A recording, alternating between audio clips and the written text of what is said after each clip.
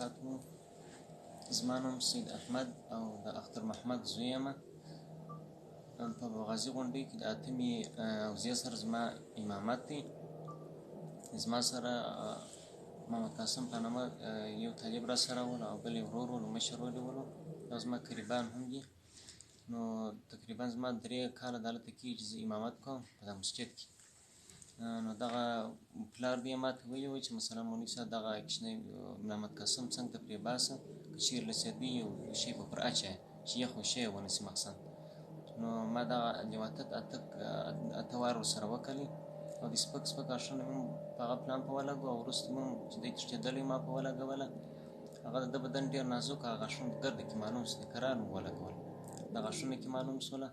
زما دې په آینده کې په دې سپارې د قرآن قسم وي او په عزت د محمد رسول الله صلی الله علیه وسلم دې مې قسم وي او په الله جل جلاله په خدایي دې مې قسم وي او د حاجي رئیس صاحب د شهادت مبارک په وینو دې مې قسم وي او د ټولو شهداو د وینو په برکت سره په آینده کې د دې کار په شهد بالله سره زه دا ستاسو سره وعده کوم چې په آینده کې به کوچنۍ صغیره ګناه نه کوم. په آینده کې مې د هرې ګناه څخه توبه ده. دا پلا شیطان دوکه کلن.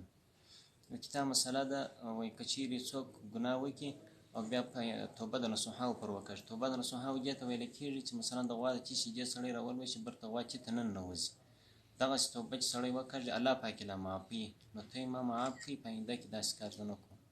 توبه مې د پشهد بالله سره په قرآن شریف سره توبه ده او په آینده کې ټولو شهداو ته د قرآن شریف ختمونه کوم، خصوصا ستاسو دپاره.